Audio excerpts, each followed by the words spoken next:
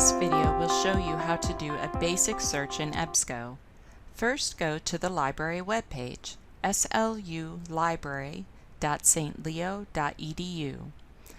On the left-hand side at the bottom, you will see a link for databases. Click on Databases. This gives you a list of all the databases that you can access at St. Leo, including a small description of each one. We are going to click on EBSCO. There are many different databases inside EBSCO, but we are going to click on the link for all EBSCO host reference databases. Again, you will see that we have a list of many databases inside EBSCO. For the sake of simplicity, we are going to click on Select All. Then click Continue. Before you put anything in the search box, scroll down and limit your results to 1. Full text. This tells the computer that we want the entire article on our screen so that we can access it right away. The second box is scholarly peer-reviewed journals. Your professor wants you to use scholarly journals because in this case these have been reviewed by other scholars in the field who have decided that the information is good enough to go in the journal. Now we can go to the search box and enter our search terms. In the search box, we've put in the keywords environment and climate change.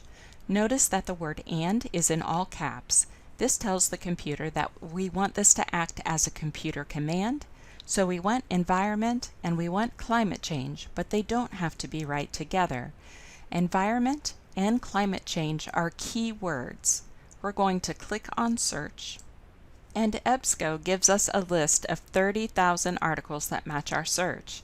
This is way too many to sort through, especially when we only need 5 or 6 good articles for our research paper.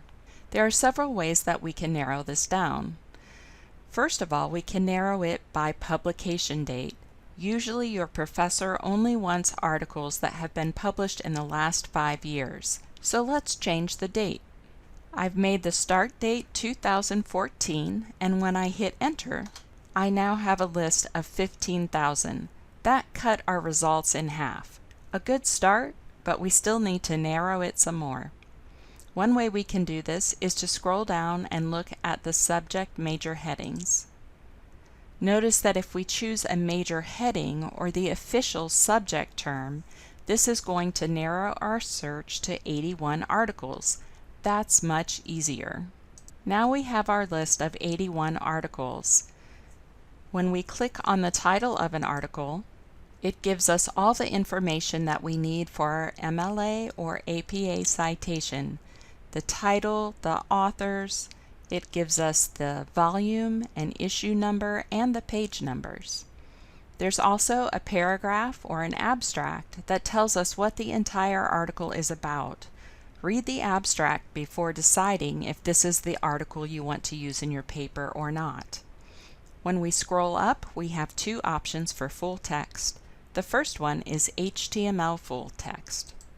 HTML is nice because you can have it translated into another language, or you can also listen to it. You can listen to an American accent, Australian accent, or British accent. You can also use this download to download the audio file to your computer or your phone to listen to later.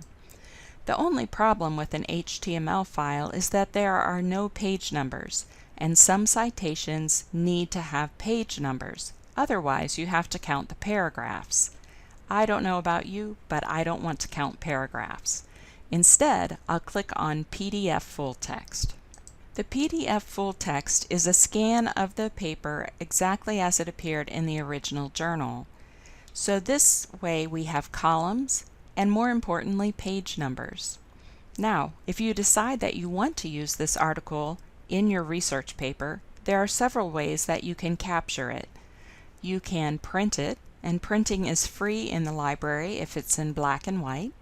You can click on the envelope to email it to yourself. It will also email you a citation for it, which can be very helpful.